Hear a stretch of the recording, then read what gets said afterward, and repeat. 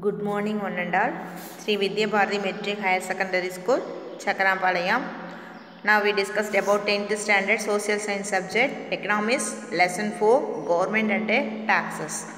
What are the learning objectives of this lesson? To understand the role of the government and development policies, to gain knowledge about taxes and its types, and to study how is tax levied, to gain insight into black money and tax evasions, to know the difference between the tax and other payments, to understand the taxes and its development. Okay, அதாவது பொருளியல்ல 4வது பாடம் அரசாங்கமும் வரிகளும் அப்படிங்கிற பாடம். கற்றலுடைய நோக்கம் என்ன அப்படின்னு பார்த்தீங்கன்னா, வளர்ச்சி கொள்கைகள் மற்றும் அரசாங்கத்துடைய பங்கு பற்றி தெரிஞ்சுக்கிறது, வரி மற்றும் அதன் வகைகளை பற்றி தெரிஞ்சுக்க போகிறோம், வரி எவ்வாறு விதிக்கப்படுது அப்படிங்கிறத பற்றி தெரிஞ்சுக்க போகிறோம், கருப்பு பணத்திற்கும் வரி ஏய்ப்புக்கும் இருக்கக்கூடிய நோக்கம் என்ன அப்படிங்கிறத பார்ப்போம், வரிக்கும் மற்ற கட்டணத்துக்கும் இருக்கக்கூடிய வேறுபாடு, வரிகளும் அவற்றை பற்றிய முன்னேற்றம் பற்றியும் நாம் புரிஞ்சுக்கிறது. ஓகேவா? Now introduction of this lesson. Taxes levied by government for the development of the state's economy. Okay, ஒரு நாட்டுடைய பொருளாதாரத்தை முன்னேற்றம் அடைய செய்வதற்காக அரசாங்கத்தால் விதிக்கப்படக்கூடியது அப்படிங்கிறத பார்த்தீங்கன்னா இந்த வரி அப்படின்னு சொல்லி நாம் சொல்லுவோம். ஓகேவா? The revenue of the government depends upon direct and indirect taxes. அரசுடைய வருமானம் நேர்முகம் மற்றும் மறைமுக வரிகளை சார்ந்ததாக இருக்கும்.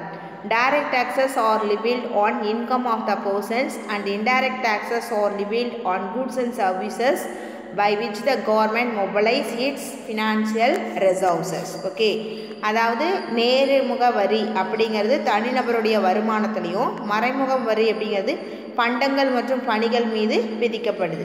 இதன் மூலமாக தான் அரசாங்கம் அப்படிங்கிறது நிதி ஆதாரங்களை திரட்டுது அப்படின்னு சொல்லலாம். ஓகேவா? Next 4.1 role of government in development policies. Okay, first defence, அதாவது வளர்ச்சி கொள்கையில் அரசாங்கத்துடைய பங்கு அப்படின்னு சொல்லுவோம்.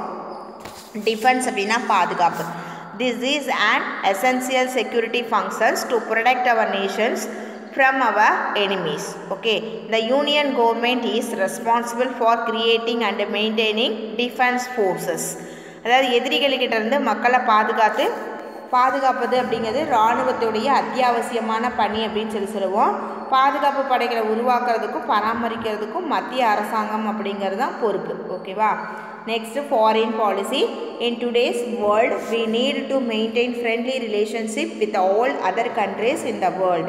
We should always maintain cordial economic relationships through exports and imports, sending and receiving investments and labors. Okay, this service is also provided by the union government. இன்றைய உலகத்தில் நாம் அனைவரும் பார்த்திங்கன்னா உலக நாட்டோட நட்புறவு அப்படி பராமரிக்கிறது அப்படிங்கிறது ஒரு அவசியமான ஒன்று. ஏற்றுமதி மற்றும் இறக்குமதி செய்கிறதனுடைய மூலமாக அல்லது மூலதனம் மற்றும் உழைப்பை பரிமாற்றம் செய்வதன் மூலமாக நம்ம நல்ல ஒரு பொருளாதார உறவினை பராமரிக்க முடியும்.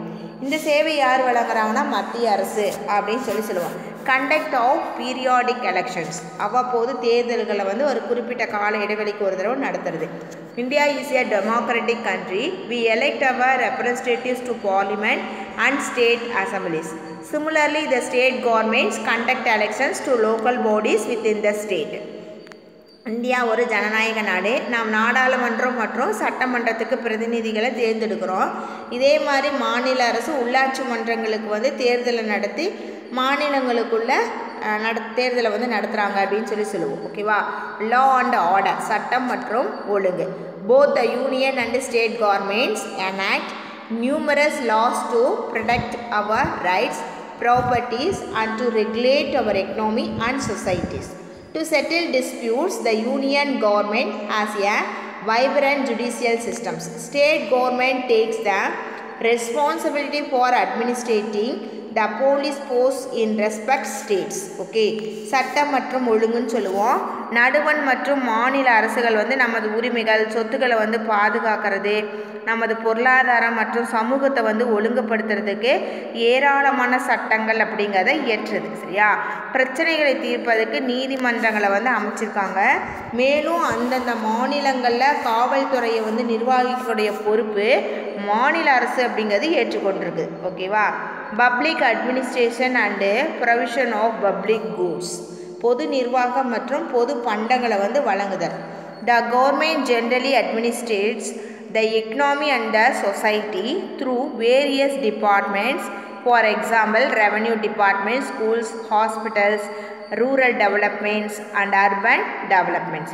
The local governments provide public goods like local roads, drainage, drinking water and waste collections and disposal. Okay, அதாவது அரசாங்கம் அப்படிங்கிறது பொதுவாக பல்வேறு துறைகள் மூலமாக பொருளாதாரத்தையும் சமூகத்தையும் வந்து நிர்வகிக்குது. வருவாய்த்துறை, பள்ளிகள், மருத்துவமனை, கிராம வளர்ச்சி, நகர்ப்புற வளர்ச்சி அப்படிங்கிறதெல்லாம் இதுக்கு எடுத்துக்காட்டு. உள்ளூர் அரசாங்கம் வந்து உள்ளூர் சாலைகள், வடிகால், குடிநீர், குப்பை சேகரிப்பு, அதை அகற்றுதல் போன்ற பொதுப்பணிகளை வந்து வழங்குறாங்கன்னு சொல்லுவோம். ஓகேவா. Next redistribution of income and poverty alleviations, அதாவது வருமான மறுபகிர்வும் வறுமை ஒழிப்பு அப்படின்னு சொல்லுவோம். Governments collect various taxes to finance the various activities mentioned earlier. The taxes are collected in a way that the high income people can bring in the more tax revenue to the government than the poor. அதாவது குறிப்பிட்ட பல்வேறு நடவடிக்கைக்காக நிதி அளிக்கிறதுக்கு அரசாங்கம் அப்படிங்கிறது பல்வேறு வகையான வரிகள் அப்படிங்கிறத வசூலிக்கிறாங்க. ஓகேவா.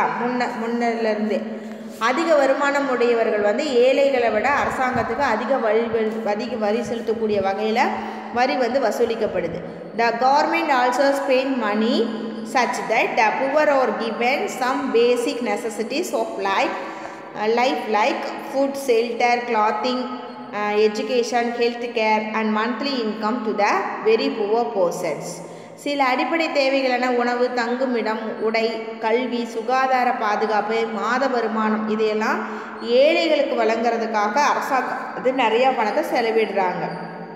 Thus collecting taxes and spending for the poor to reduce poverty. மேலும் வறுமையை குறைப்பதற்காக நடவடிக்கைகளையும் அரசாங்கம் வந்து எடுத்துகிட்டு இருக்காங்க. ஓகேவா. Next regulate the economy. The union government through the Reserve Bank of India controls money supply and controls the interest rate, inflation and foreign exchange rate. நடுவண் அரசு வந்து பணத்துடைய அளிப்பு, வட்டி வீதம், பணவீக்கம் மற்றும் அந்நிய செலாவணி ஆகியவற்றை இந்திய மைய வங்கியின் மூலமாக கட்டுப்படுத்துது அப்படின்னு சொல்லுவோம். The main objectives is to remove too much of fluctuation in this rate. இதனுடைய விகிதங்களில் அதிகமான ஏற்ற இறக்கங்களை களையிறது தான் மைய வங்கியுடைய முக்கியமான நோக்கம். The union government also control the economy through various other agencies such as Security Exchange Board of India and Competition Commission of India. இந்திய பங்கு மற்றும் பரிவர்த்தனை வாரியம் மற்றும் இந்திய போட்டி ஆணையம் போன்ற பல்வேறு முகவர்கள் மூலமாக மத்திய அரசு வந்து பொருளாதாரத்தை கட்டுப்படுத்துது. All the governments in India run public sector enterprises to private important goods and services at affordable rate to the people. Okay. இந்தியாவில் உள்ள அனைத்து அரசாங்க நிறுவனங்கள் மற்றும் பொதுத்துறை நிறுவனங்கள் அப்படிங்கிறவங்க மலிவு விலையில் அத்தியாவசியமான பொருட்கள் மற்றும் சேவைகளை மக்களுக்கு வந்து வழங்குது. ஓகேவா. நெக்ஸ்ட் வந்து tax. The origin of the word tax is from taxation which means as estimate. வரி அப்படிங்கிற சொல் வந்து வரி விதிப்பு அப்படிங்கிறதுலேருந்து உருவாச்சு. இதனுடைய பொருள் வந்து மதிப்பிடுதல் அப்படின்னு சொல்லுவோம். Taxation is a means by which government finance their expenditure by imposing charges on citizen and corporate entities. வரி விதிப்பு அப்படிங்கிறது அரசாங்கம் தனது செலவினங்களுக்காக பொதுமக்கள்கிட்ட இருந்தும் பெரு நிறுவனங்களுக்கிட்ட இருந்தும் வரிகளை விதித்து வருமானத்தை வந்து உருவாக்கக்கூடிய ஒரு வழிமுறை அப்படின்னு சொல்லுவோம். The main purpose of taxation is to accumulate funds for the functioning of the government machineries. அரசு வந்து இயந்திரங்கள் செயல்பாட்டிற்காக வரியின் மூலமாக நிதி திரட்டுவது வரி விதிப்புடைய முக்கியமான நோக்கம். Tax has come into forefront on account of the new concept of welfare state. Okay. அதாவது வரி விதிப்பு முறை அப்படிங்கிறது நல அரசு அப்படிங்கக்கூடிய கருத்தை மையமாக கொண்டு செயல்படுது அப்படின்னு சொல்லுவோம். Taxes are compulsory payment to government without expectation of direct returns or benefit to the taxpayers. அதாவது வரி என்பது எந்தவித எதிர்பார்ப்பும் இல்லாமல் நேரடியாக அரசாங்கத்துக்கு வந்து செலுத்தக்கூடிய கட்டாய கட்டணம் அப்படின்னு சொல்லி நாம் சொல்கிறோம். ஓகேவா? Professor Seligman also defined a tax a compulsory contribution from a person to the government to defray the expenses incurred in the common interest of all without reference to special benefits conferred. பேராசிரியர் Seligman அவருடைய கருத்துப்படி வரி அப்படிங்கிறது ஒரு குடிமகன் அரசுக்கு வந்து கட்டாயமாக செலுத்தக்கூடக்கூடிய ஒரு செலுத்துகை அப்படின்னு சொல்லுவோம். அரசிடமிருந்து எந்த விதமான நேரடி நன்மையும் எதிர்பார்க்காம கட்டாயமாக செலுத்த வேண்டியதே வரி அப்படின்னு சொல்லி ஒரு வரையறை அப்படிங்கிறது கூறியிருக்காரு. ஓகேவா? நெக்ஸ்ட் வந்து பார்த்தீங்க அப்படின்னா டாக்ஸ் சிஸ்டம் அப்படின்னு சொல்லி சொல்கிறோம். சரியா? அதாவது வந்து பார்த்திங்கன்னா வரி அமைப்பு அப்படின்னு சொல்லி சொல்லுவோம். ஓகேவா? Every type of tax has some advantages and some disadvantages. ஒவ்வொரு வரியும் சில நன்மைகள் மற்றும் தீமைகள் அப்படிங்கிறத பெற்றிருக்கும். So we have a tax system that is collection of variety of taxes. From Adam Smith, many economists have given list of canon of taxation. It is important to recall those common among them for discussion here. Okay. அதாவது வந்து பார்த்திங்கன்னா நாம் வச்சுருக்கக்கூடிய வரி அமைப்பு அப்படிங்கிறது பல்வேறு வகையான வரிகளுடைய தொகுப்புன்னு சொல்லுவோம். ஆடம் ஸ்மித் முதல் பல பொருளாதார வல்லுநர்கள் வரி விதிப்பு கொள்கையை வந்து கொடுத்துருக்காங்க. அதில் வந்து பொதுவான அந்த வகைகளை வந்து நம்ம இங்கே வந்து பார்க்க போகிறோம். சரியா? நினைவு கூற போகிறோம். ஃபஸ்ட்டு வந்து கேனான் ஆஃப் ஈக்குவாலிட்டி. ஓகேவா? அதாவது சமத்துவ விதின்னு சொல்லுவோம். Since tax is a compulsory payment, all economists agree that equity is the cordial principle in designing the tax systems. The rich should pay more tax revenues to the government than the poor because rich has more ability than the poor to pay the tax. Okay. அதாவது சமத்துவ விதி அப்படிங்கும்போது வரி அப்படிங்கிறது ஒரு கட்டாய கட்டணம் அப்படிங்கிறனால வரி முறையை வடிவமைப்பதில் சமத்துவம் அப்படிங்கிறது முதன்மை அப்படின்னு சொல்கிறோம். அனைத்து பொருளாதார வல்லுநர்களும் ஒப்புக்கொள்கிறாங்க. பணக்காரர்கள் வந்து ஏழைகளை விட அரசாங்கத்துக்கு அதிக வரியை வந்து செலுத்தணும். ஓகேவா? ஏன்னா ஏழைகளை விட பணக்காரர்களுக்கு அதிக வரி செலுத்தும் திறன் அப்படிங்கிறது இருக்குதுன்னு சொல்கிறாங்க. அடுத்ததே கேனான் ஆஃப் செர்டானிட்டி. செர்டானிட்டி அப்படிங்கிறது வந்து உறுதி விதின்னு சொல்லுவோம். Government should announce in advance the tax system so that every taxpayer will be able to calculate how much tax amount one may have to pay during a year to the government. ஒவ்வொரு வரி செலுத்துவோரும் ஒரு வருடத்துக்கு எவ்வளோ வரித்தொகை அரசாங்கத்துக்கு செலுத்த வேணும் அப்படிங்கிறத கணக்கிட ஒவ்வொரு அரசாங்கமும் வரி முறையை முன்கூட்டியே அறிவிக்கணும்னு சொல்லியிருக்காங்க.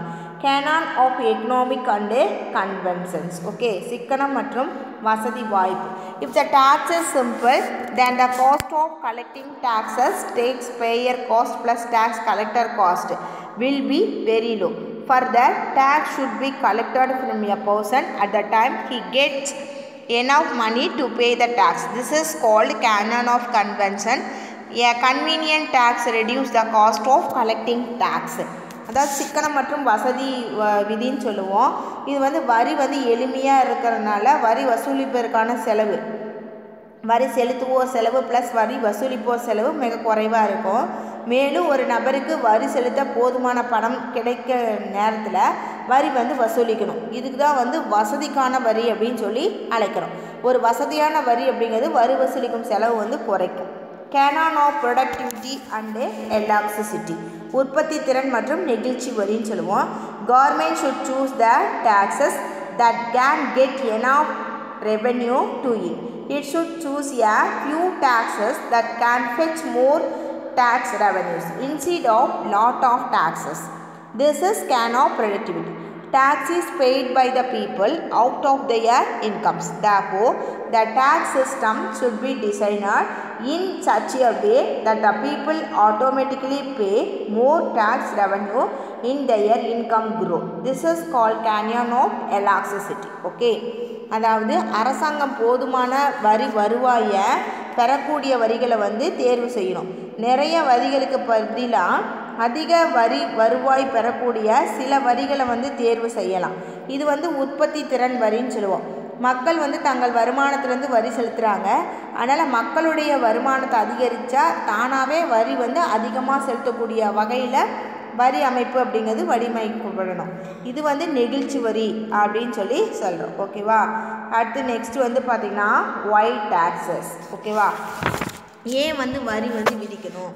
States and their functions equivalent throughout history have used money provided by taxation to carry out many functions. வரலாற்று காலத்தில் இருந்தே வந்து பார்த்தோம் அப்படின்னா நமக்கு நாடுகளும் அதுக்கு இணையாக செயல்படக்கூடிய அரசுகளும் வரி விதிப்பின் மூலமாக பெற்ற நிதியிலிருந்து தான் பல செயல்களை வந்து நிறைவேற்றிருக்காங்க. ஓகேவா. Some of these include expenditures on economic infrastructures, transportation, sanitation, public safety, education, healthcare systems, to name a few, military, scientific research, culture and art, public works and public insurance and operation of government itself. அதாவது சில பொருளாதார உள்கட்டமைப்பு செலவுகள், போக்குவரத்து, துப்புரவு, பொது பாதுகாப்பு, கல்வி, உடல் நலம், இராணுவம், அறிவியல் ஆராய்ச்சி, கலாச்சாரம், கலைகள், பொது பணிகள், பொது காப்பீடு மற்றும் அரசாங்க செயல்பாடு இது எல்லாம் குறிக்கும். A government ability to raise taxes is called its fiscal capacity. இந்த வரிகளை உயர்த்துவதன் மூலமாக அரசாங்கத்துடைய திறன் உயர்த்துவதற்கான திறனை தான் என்ன சொல்கிறோன்னா நிதி திறன் அப்படின்னு சொல்லி சொல்கிறோம். ஓகேவா. When the expenditure exceed tax revenue, a government accumulates debts. செலவானது வருவாயை விட அதிகமாக இருக்கும்போது ஒரு அரசாங்கம் வந்து கடனை வந்து திரட்டுறாங்க. A portion of taxes may be used to service past debt. வரிகளில் ஒரு பகுதி அப்படிங்கிறது கடந்த கால பணிகளுக்கான கடன்களுக்கு பயன்படுத்தலாம். Government also used taxes to fund welfare and public service. Okay. அரசாங்கம் மக்களுடைய நலனுக்கும் பொது சேவைகளுக்கும் இந்த வரியை வந்து பயன்படுத்தலாம். These services can include education system, pensions for the elderly, unemployment benefits and public transportation. இந்த சேவையில் கல்வி முறைகள், முதியோருக்கான ஓய்வூதியம், வேலையின்மை சலுகைகள் மற்றும் பொது போக்குவரத்து இதெல்லாம் இதில் வந்து அடங்கும். Energy, water and waste management systems are also common public utilities. ஆற்றல், நீர், கழிவு மேலாண்மை இதெல்லாம் மக்களுடைய பயன்பாடுகள் அப்படின்னு சொல்லுவோம். Taxation in India has its root from the period of Manu Smriti and Asthasastra. The present Indian tax system is based on this ancient tax system. இந்தியாவில் வரி விதிப்புடைய வேர்கள் மனுஸ்மிருதி மற்றும் அஸ்தசாஸ்திர காலத்திலிருந்தே பின்பற்றது. தற்கால இந்திய வரிமுறை அப்படிங்கிறது பண்டைய கால வரிமுறையை அடிப்படையாக கொண்டது அப்படின்னு சொல்லி சொல்லுவோம். ஓகேவா. Next types of taxes. First, direct taxes. A tax imposed on an individual or organization which is paid directly is the direct tax. நேர்முக வரி அப்படிங்கிறது ஒரு தனிநபர் அல்லது நிறுவனத்தின் மீது நேரடியாக விதிக்கிறதுன்னு சொல்லுவோம். The burden of a direct tax cannot be shifted to others. இந்த வரியை ஒருத்தர் மேல் இருக்கிற வரியை இன்னொருத்தர் மேலே மாற்ற முடியாது. J.S. Mill defines a direct tax as one which is demanded from the very person who it is intended or desired should pay it. Some direct taxes are income tax, wealth tax and corporation tax. J.S. Mill அப்படிங்கிற பேராசிரியரோட கருத்துப்படி நேர்முக வரி அப்படிங்கிறது யார் மீது வரி விதிக்கப்படுதோ அவர் தான் அந்த வரியை வந்து செலுத்தணும். வரி செலுத்துபவரை தான் வரி சுமையை வந்து ஏற்க வேண்டும்னு சொல்கிறோம். இதுக்கு எக்ஸாம்பிள் வந்து வருமான வரி, சொத்து வரி மற்றும் நிறுவன வரி அதெல்லாம் சொல்லலாம். ஓகேவா. In India, income tax was introduced for the first time in 1865. James Wilson, in order to meet the losses sustained by the government on account of the mutiny of 1857. Okay. இந்தியாவில் முதன்முறையாக வருமான வரி 1860 சர் ஜேம்ஸ் வில்சன் அப்படிங்கிறவரால் அறிமுகப்படுத்தப்பட்டது. எதுக்காகனா 1857 கழகத்தின் மூலமாக ஏற்பட்ட இழப்புகளை வந்து ஈடுகட்டுறதுக்காக அரசாங்கத்தின் மீது போடப்பட்ட அந்த ஆணையே வரி விதிப்பு அப்படின்னு சொல்லி சொல்கிறாங்க. ஓகேவா. நெக்ஸ்ட் வந்து பார்த்திங்கன்னா இன்கம் டேக்ஸ். வருமான வரி அப்படின்னு சொல்லுவோம். இந்த வருமான வரி அப்படிங்கிறது வந்து பார்த்திங்கன்னா income tax is the most common and most important tax levied on and individual in India. இந்த வருமான வரி அப்படிங்கிறது இந்தியாவில் விதிக்கப்படக்கூடிய நேர்முக வரி முறையினுடைய ஒரு முக்கியமான வரி. It is charged directly based on the income of a person. இந்த வரி தனிநபர் பெறுகின்ற வருமானத்தினோட அடிப்படையில் விதிக்கப்படுது. The rate at which it is charged varies depending on the level of income. இந்த வரி வசூலிக்கப்படக்கூடிய விகிதம் வருமான அளவை பொறுத்து மாறப்படக்கூடியது அப்படின்னு சொல்லுவோம். Students are asked to search a income tax website and to know the income tax slab for current year. வருமான வரி வலைத்தளத்தின் மூலமாக நடப்பாண்டுக்கு வருமான வரி அறிக்கையினை மாணவர்கள் வந்து பார்த்து தெரிஞ்சுக்கலாம் அப்படின்னு சொல்லியிருக்காங்க. ஓகேவா? Corporate tax. This tax is levied on companies that exist as separate entities from their shareholders. நிறுவன வரின்னு சொல்லுவோம். இந்த வரி தங்கள் பங்குதாரர்கள்கிட்ட இருந்து தனி நிறுவனமாக இருந்தாங்கன்னா நிறுவனங்களுக்கு விதிக்கப்படும். It is charged on royalties, interest gains from sale of capital assets located in India and fees for a technical services and dividends. இது வந்து இந்தியாவில் அமைந்துள்ள சிறப்பு உரிமைகளில் மூலதன சொத்துக்கள் விற்பனையிலிருந்து வரும் வட்டி லாபங்கள், தொழில்நுட்ப சேவைகள் மற்றும் ஈவு தொகைக்கான கட்டணம் போன்றவற்றிலிருந்து வசூலிக்கப்படும். Foreign companies are taxed on income that it raised in India. இந்த வரி வெளிநாட்டு நிறுவனங்கள் பெரும் வருமானத்தின் மீதும் விதிக்கப்படும். இப்போ எப்படி விதிக்கிறாங்கன்னு பார்த்தீங்கன்னா, இன்கம் லெஸ் தேன் 50 crores இருந்துச்சுன்னா இந்தியன் கம்பெனியாக இருந்தால் 25% பே பண்ணும். அதே வந்து ஃபாரின் கம்பெனியாக இருந்தால் 40%. மோர் தேன் 50 crores இன்கம் வந்துச்சுன்னா இந்தியன் கம்பெனியாக இருந்தால் 30%, ஃபாரின் கம்பெனியாக இருந்தால் 40% வரி வந்து செலுத்தணும். ஓகேவா? Next wealth tax. ஓகே, சொத்து வரி அல்லது செல்வ வரி அப்படின்னு சொல்லுவாங்க. Wealth tax is charged on the benefits derived from the property ownership. The same property will be taxed every year on its current market value. The tax is levied on the individuals and companies alike. சொத்து வரி அப்படிங்கிறது தனது சொத்துலேருந்து பெறப்படக்கூடிய நன்மைக்காக சொத்துடைய உரிமையாளருக்காக விதிக்கப்படக்கூடிய ஒரு வரி அப்படின்னு சொல்லுவோம். ஒவ்வொரு ஆண்டும் சொத்துடைய நடப்பு சந்தை மதிப்பினுடைய அடிப்படையில் இது விதிக்கப்படும். இந்த வரி தனிநபர்கள் மற்றும் நிறுவனங்கள் மீது விதிக்கப்படும் வரி அப்படின்னு சொல்லலாம். ஓகேவா? In India taxes are collected by all the 3 tiers of government. இந்தியாவில் அரசாங்கத்தில் வந்து 3 அடுக்குகளில் வரி அப்படிங்கிறது வசூலிக்கப்படுது. There are taxes that can be easily collected by the union government. மத்திய அரசின் மூலமாக அந்த வரி அப்படிங்கிறது எளிதில் வந்து வசூலிக்கப்படுது. In India almost all the direct taxes are collected by the union government. நேரடியாக செலுத்தக்கூடிய அனைத்து வரிகளும் நம்மளுடைய மத்திய அரசாங்கத்தின் மூலமாக வசூலிக்கப்படுது. Taxes on goods and services are collected by both union and state government. மறைமுகமாக விதிக்கப்படக்கூடிய அந்த பொருட்கள் மற்றும் சேவைகள் மீதான வரி வந்து மாநில அரசு மற்றும் மத்திய அரசின் மூலமாக வசூலிக்கப்படுது. The taxes on properties are collected by the local government. சொத்துக்களுக்கு மீதான வரி வந்து உள்ளூர் அரசாங்கத்தின் மூலமாக வசூலிக்கப்படுது. In India we collect more tax revenues through indirect taxes than through direct taxes. இந்தியாவில் நேரடி வரிகளை விட மறைமுக வரிகள் மூலமாக தான் அதிகமான வருவாய் அப்படிங்கிறது கிடைக்குது. The major indirect taxes in India are customs duties and GST. ஓகேவா? அதாவது இந்தியாவில் முக்கியமான மறைமுக வரி அப்படிங்கிறது எதுனா சுங்க வரியும் பண்டங்கள் மற்றும் பணிகள் மீதான விதிக்கப்படக்கூடிய வரியும் ஆகும் அப்படின்னு சொல்லலாம். ஓகேவா? இப்போ indirect tax. If the burden of the tax can be shifted to others, it is an indirect tax. இது வந்து ஒருவர் மீது விதிக்கப்படக்கூடிய வரி சுமை மற்றொருவருக்கு வந்து மாற்றப்பட்டால் அது வந்து மறைமுக வரி அப்படின்னு சொல்லுவோம். The impact is on one person while the incident is on the another person. வரி விதிக்கப்பட்ட ஒருவர், வரி சுமையை சுமப்பவர் வந்து வேறு ஒருத்தர். சரியா? வரி ஒருத்தர் மேலே போடுவோம், அதை கட்டுறவங்க வேறு ஒருத்தராக இருப்பாங்க. Therefore, in the case of indirect tax, the taxpayer is not the tax bearer. ஆகையால் மறைமுக வரியில் வரி செலுத்துபவர் வந்து வரி சுமையை சுமப்பவர் அல்ல அப்படின்னு சொல்லலாம்.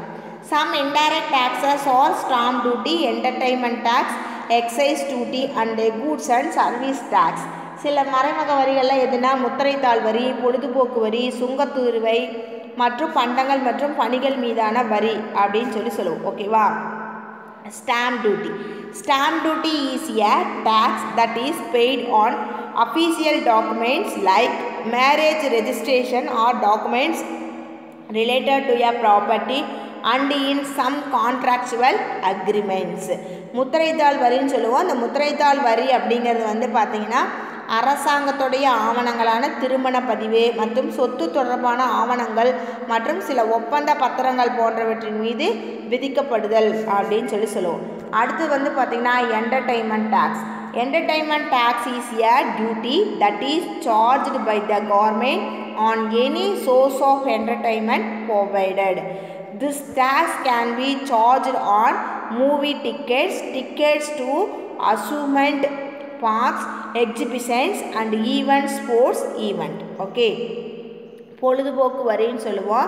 எந்த ஒரு பொழுதுபோக்கு மூலங்களாக இருந்தாலும் அதன் மீது அரசாங்கத்தால் விதிக்கப்படுகின்ற வரி பொழுதுபோக்கு வரி அப்படின்னு சொல்லுவோம். உதாரணமாக திரைப்படங்கள் பார்க்குறதுக்கு விதிக்கப்படக்கூடிய அந்த கட்டணம், பொழுதுபோக்கு பூங்காக்கள், கண்காட்சி, விளையாட்டு அரங்கம், அடுத்தது விளையாட்டு நிகழ்ச்சிகள், இதை பார்க்குறதுக்காக விதிக்கப்படக்கூடிய வரி அப்படின்னு சொல்லலாம்.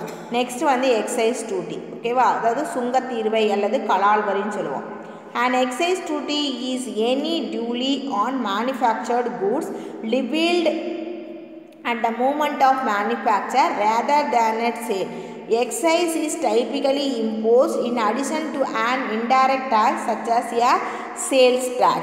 சுங்கத்தீர்வை அப்படிங்கிறது விற்பனையை விட உற்பத்தியோட இயக்கத்தில் உள்ள எந்த ஒரு உற்பத்தி பொருட்களின் மீதும் விதிக்கப்படக்கூடிய வரின்னு சொல்லுவோம். இந்த வரி பொதுவாக விற்பனை வரி போன்று மறைமுக வரிகளுக்கு கூடுதலாக விதிக்கப்படுது அப்படின்னு சொல்லலாம். ஓகேவா? Next goods and service tax. ஓகேவா? ஜிஎஸ்டின்னு சொல்லுவோம். The goods and service tax is one of the indirect tax. பண்டங்கள் மற்றும் பணிகள் மீதான வரி வந்து ஒரு மறைமுக வரி வகையை சார்ந்தது. The GST was passed in the Parliament on 29th March 2017. இந்த வரி இந்திய பாராளுமன்றத்தில் மார்ச் 29, 2017 நிறைவேற்றப்பட்டது. The Act came into effect on 1st July 2017. இது எப்போ வந்து அமுல்படுத்தப்பட்டு நடைமுறைக்கு வந்துச்சுன்னா ஜூலை 1, 2017. ஓகேவா? The motto is one nation, one market, one tax. இதனுடைய குறிக்கோள் என்னன்னா ஒரு நாடு, ஒரு அங்காடி, ஒரு வரி அப்படிங்கிறது தான் அப்படின்னு சொல்லியிருக்காங்க. ஓகேவா? அடுத்து பாருங்க. France was the first country to implement GST in 1954. 1954 தான் முதல்ல பண்டங்கள் மற்றும் பணிகள் அப்படிங்கிறத அறிமுகப்படுத்திய நாடு வந்து பார்த்திங்கன்னா ஃப்ரான்ஸ் அப்படின்னு நம்ம சொல்லலாம். ஓகேவா? அடுத்து பாருங்கள் structures of goods and service tax. ஓகேவா? அதாவது பண்டங்கள் மற்றும் அந்த வரிகளுடைய அமைப்பு. ஃபஸ்ட்டு வந்து பார்த்திங்கன்னா state goods and service tax SGST. Intra state அதாவது வித்தின் த ஸ்டேட், ஒரு மாநிலத்துக்குள்ளே எப்படி இருக்கும்னு பார்த்தீங்கன்னா VAT, sales tax, purchase tax, entertainment tax, luxury tax, lottery tax and state surcharge and cesses. Okay. மாநில பண்டங்கள் மற்றும் பணிகளுக்கான வரி, மதிப்பு கூட்டு வரி, விற்பனை வரி, கொள்முதல் வரி, பொழுதுபோக்கு வரி, ஆடம்பர வரி, பரிசு சீட்டு வரி மற்றும் மாநில கூடுதல் கட்டணம் மற்றும் வரிகள். அடுத்து central goods and service tax CGST, intra state within the state, இதுவும் மாநிலத்துக்குள்ளே தான். Central excise duty, service tax, countervailing duty, additional duty of customs, surcharge, education and secondary higher secondary cess. மத்திய சுங்கவரி, சேவை வரி, அடுத்தது ஈடு செய்வரி, கூடுதல் ஆயத்தீர்வை, கூடுதல் கட்டணம், கல்வி கட்டணம், இடைநிலை கல்வி மற்றும் மேல்நிலை கல்வி வரி. Integrated goods and service tax IGST, interstate integrated GST. இது மாநிலங்களுக்கு இடையில விதிக்கப்படக்கூடிய வரி. ஒருங்கிணைந்த பண்டங்கள் மற்றும் பணிகளுக்கான வரி. There are 4 major GSTs. இதில் 4 வகையான வரி விகிதங்கள் அப்படிங்கிறது உண்டு. 5%, 12%, 18% and 28%. Almost all the necessities of like vegetables and food grains are exempted from this tax. அதாவது காய்கறிகள், உணவு தானியங்கள் போன்ற வாழ்க்கைக்கு தேவையான அத்தியாவசிய தேவைக்காக அனைத்து பண்டங்களுக்கும் இந்த வரியிலிருந்து விலக்கு அப்படிங்கிறது அளிக்கப்படும். ஓகேவா? How are tax levied? எப்படி வரி விதிக்கப்படுது அப்படின்னு பார்த்தீங்கன்னா, tax is levied by the government progressively, proportionally as well as regressively. வளர் விகித வரி விதிப்பு முறை, விகித வரி விதிப்பு முறை, தேய்வு விதிப்பு முறை அப்படின்னு சொல்லி 3 வகையாக விதிக்கிறாங்க. ஃபஸ்ட்டு பார்த்திங்கன்னா ப்ரோக்ரெசிவ் டேக்ஸ், வளர் வீத வரி விதிப்பு முறை. Progressive tax rate is one in which the rate of taxation increases multiplier as the tax base increases multiplicand. அதாவது வளர் வீத வரி விதிப்பு முறையில் வரியுடைய அடிப்படை தளம் அதிகரிக்கும் போது, அதாவது பெருக்கப்படும் போது வரி வீதமும் பெருக்கும். சரியா? அதிகரிக்கப்படும் அப்படின்னு சொல்லி சொல்கிறோம். In case of progressive tax, when income increase, the tax rate also increase. இந்த வளர் வீத வரியை பொறுத்தவரையிலும் வருமானம் அதிகரிக்கும் போது வரியும் அதிகரிக்கும். எக்ஸாம்பிள் கொடுத்துருக்காங்க பாருங்கள். 10,000 rupees வரி அதாவது வருமானம் வந்துச்சுன்னா 10%. அப்போ வரி 1000 ரூபாய். அதே 20,000 ரூபா வந்துச்சுன்னா 15%, 3000 வரி கட்டணும். 30,000 ரூபா வந்துச்சுன்னா 25%, 7,500 ரூபா கட்டணும். அப்போ வருமானம் அதிகமாகும் போது டேக்ஸ் ரேட்டும் அதிகமாகுது. டேக்ஸ் ரேட் அதிகமாகும்போது டேக்ஸ் உடைய அமௌண்ட்டும் அதிகமாகும். அடுத்தது proportionate taxes. Okay, tax levied on goods and services in a fixed portion is known as proportionate taxes. ஒரு நிலையான அளவில் பண்டங்கள் மற்றும் பணிகள் விதிக்கப்படும் வரி விகித வரி விதிப்பு முறை அப்படின்னு சொல்லுவோம். இதில் பார்த்திங்கன்னா all taxpayer contribute the same proportion of their income. அனைத்து வரி செலுத்துவோரும் தங்கள் வருமானத்தில் ஒரே விகிதத்தில் தான் பங்களிப்பு செய்வாங்க. 10,000 ரூபாய் ஏர்ன் பண்ணுறவனும் 10% தான், 20,000 ரூபாய் ஏர்ன் பண்ணுறவனும் அதே 10% தான், 30,000 ரூபாய் ஏர்ன் பண்ணுறவனும் அதே 10% தான். அப்போ வரி விகிதம் ஒரே மாதிரி இருக்கும். வருமானம் அதிகரிக்கும் போது டேக்ஸ் ரேட் அதிகரிக்குது அப்படின்னு சொல்லி நாம் சொல்லலாம். ஓகேவா? அடுத்தது பார்த்திங்கன்னா ரெக்ரெசிவ் டேக்ஸஸ், தேய்வு வீத விதிப்பு முறை அப்படின்னு சொல்லுவோம். It implies that higher the rate of tax, lower the income groups than in the case of higher income groups. It is very opposite of progressive taxation. இது அதிகமாக வருமானம் ஈட்டுபவர்களை விட குறைந்த வருமானம் ஈட்டுபவர்கிட்ட அதிக வரி விகிதம் விதிப்பதை குறைக்கும். சரியா? குறிக்கும். வளர் வீத வரி விதிப்பு முறைக்கு இது நேர்மாறானது அப்படின்னு சொல்கிறோம். இல்லை பாருங்கள், ப்ரோக்ரெசிவ், ப்ரப்போர்ஷனேட் அண்டு ரெக்ரெசிவ் 3க்கு இருக்கக்கூடிய டிஃப்ரென்ஸ் கொடுக்குறாங்க. ஓகேவா? Income increase, income change. வருமானம் அதிகரிக்கும், இது வருமானத்தில் மாற்றம் ஏற்படும். Tax also increase, tax decrease, same tax always. வரி அதிகமாகும், வரி குறையும், எப்போதும் ஒரே மாதிரியான வரி இருக்கும். எக்ஸாம்பிள், இது இன்கம் டேக்ஸ் வருமான வரி, கார்ப்பரேட் டேக்ஸ்னால் நிறுவ வரி, சேல்ஸ் டேக்ஸ் அப்படிங்கும்போது விற்பனை வரி அப்படின்னு சொல்லுவோம். ஓகேவா? நெக்ஸ்ட் பார்த்திங்கன்னா பிளாக் மணி. ஓகேவா? கருப்பு பணம் அப்படின்னு சொல்லுவோம். Black money is funds earned on the black market on which income and other taxes have not been paid. The unaccounted money that is concealed from the tax administrator is called black money. அதாவது கருப்பு பணம் அப்படிங்கிறது கருப்பு சந்தையில் ஈட்டப்படக்கூடிய வருமானம் மற்றும் செலுத்தப்படாத வரி பணம் அப்படின்னு சொல்லுவோம். வரி நிர்வாகிகிட்டேருந்து மறைக்கப்பட்ட அல்லது கணக்கில் காமிக்காத பணத்தை தான் நாம் என்ன சொல்லுவோம்? கருப்பு பணம் அப்படின்னு சொல்லுவோம். Causes of black money. கருப்பு பணத்துக்கான காரணங்கள் என்ன அப்படின்னு பார்த்தீங்கன்னா, several sources of black money are identified as causes. கருப்பு பணத்துக்கு பல காரணங்கள் வந்து அடையாளம் காணப்படுது. அதில் என்னென்னு பார்த்தீங்கன்னா ஷார்ட்டேஜ் ஆஃப் கூட்ஸ், ஓகேவா, பண்டங்கள் வந்து பற்றாக்குறை, லைசன்ஸ் ப்ரொசீடிங் உரிமம் பெறும் முறை, கான்ட்ரிபியூஷன் ஆஃப் இண்டஸ்ட்ரியல் செக்டார் தொழில்துறையுடைய பங்கு, ஸ்மக்லிங் கடத்தல், டாக்ஸ் ஸ்ட்ரக்சர் வரியுடைய அமைப்பு இதெல்லாம். அடுத்து டாக்ஸ் எவாஷன். டாக்ஸ் எவாஷன்னா வரி ஏய்ப்பு. Tax evasion is illegal evasion of taxes by individuals, corporations and trusts. Tax evasion activities include under-reporting income, inflation deduction or expenses, hiding money, hiding interest in offshore accounts. அதாவது வரி ஏய்ப்பு தனிநபர்கள், நிறுவனங்கள் மற்றும் அறக்கட்டளைகள் ஆகியவை சட்டவிரோதமாக வரி செலுத்தாமல் இருக்கிறது தான் வரி ஏய்ப்புன்னு சொல்லுவோம். இந்த வரி ஏய்ப்பு நடவடிக்கைகளில் பின்னாடி இருக்கிறதெல்லாம் சேர்க்கப்பட்டுள்ளது. என்னென்னு பார்த்தீங்கன்னா வருமானத்தை வந்து குறைச்சி மதிப்பிடுதல், விலக்குகள் அல்லது செலவுகளை வந்து உயர்த்துதல், மறைக்கப்பட்ட பணம், கடல் கடந்த கணக்குகளுடைய விவரங்களை வந்து மறைக்கிறது. அடுத்தது டாக்ஸ் எவாஷன் பெனாலிட்டி, வரி ஏய்ப்பும் அதுக்கான அபதாரமும். If a person willfully commit the act of tax evasion, he may face felony charges. Okay, அதாவது ஒரு நபர் வந்து பார்த்தீங்கன்னா வரி ஏய்ப்பு செயலை முழுமையாக செஞ்சால் அவர் வந்து மோசமான குற்றச்சாட்டுகளை வந்து சந்திக்க நேரிடும் அப்படின்னு சொல்கிறாங்க. ஓகேவா. Tax evasion penalties include imprisonment of up to 5 years and a high amount of fines. அதாவது வரி ஏய்ப்பு அபராதங்களில் 5 ஆண்டுகள் வரையிலும் சிறை தண்டனையும் அதிக அளவு அபராதமும் கிடைக்கும். The defendant may also be ordered to pay for the cost of precautions. பிரதிவாதிகள் வழக்கு விசாரணைக்காக செலவுகளை செலுத்த உத்தரவிடப்படலாம். Tax evasion penalty can be harsh depending on the severity of the crime.